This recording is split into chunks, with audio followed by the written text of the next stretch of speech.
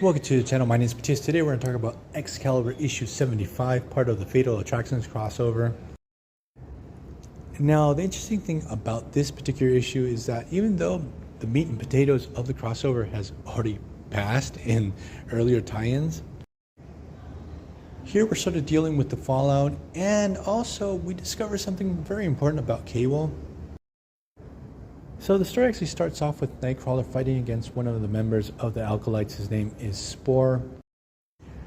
I think he was captured by X-Factor earlier in this crossover and he was sent to Muir Island. The thing is that he was able to escape and now he's having this battle with Kurt Wagner. And we get this really interesting situation where Spore uses his pheromone powers on Nightcrawler to force him to kill him. He seems to want to unalive himself because he feels the guilt of killing humans earlier in the story. And he's actually able to push Nightcrawler over the edge, and he's saved by Shadowcat, who faces this giant stone that would have crushed his head. And Nightcrawler is totally shaken over this whole situation when, at this moment, we receive the arrivals of Xavier, Jean Grey, and Cyclops at Muir Island. And in traditional Xavier fashion, he's going to do something ethically questionable. So Colossus had defected and joined the Alkalites. He had joined Magneto's cause. And now Xavier's going to use Kitty Pryde to call to Colossus, get him to Muir Island. Just in case, for those who don't know, Kitty Pryde and Colossus were boyfriend and girlfriend when they were teens. They had this very innocent and heartwarming puppy love for each other. By this time, both characters sort of had moved on. But Xavier wanted to take advantage of this prior relationship and sort of forcefully, no, better said, straight up coercively try to knock some sense back into Peter Rasputin. Get him back into the fold, get him back with the X-Men. So what happens is we have Kitty Pryde who reaches out to Colossus, who's on Avalon. Tells him, look, I know you've been through a lot, but let's have a heart-to-heart.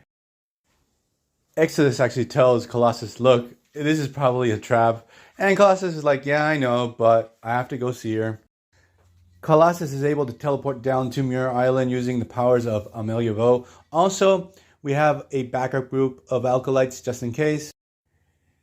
We get this moment between Kitty and Colossus where the trap is sprung and Colossus is totally devastated that Kitty Pryde would do something like this to him. Now, while all this is going down, Cable finds out about this whole situation with Colossus on Muir Island. And he seems to really want to murk a couple of Alkalites, take them off the playing board. We have to note earlier in this crossover, Magneto almost killed Cable. So obviously he wants some payback. The thing is, when he's trying to infiltrate Muir Island, he is confronted by Phoenix, Rachel Summers. And here's where we get some really juicy stuff that's going to add a lot to Cable's lore. So Rachel's trying to stop Cable from going in and trying to kill a couple of Alkalites.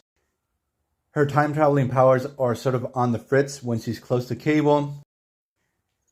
Now, while they're battling, Rachel lets it slip that she knows who Cable really is.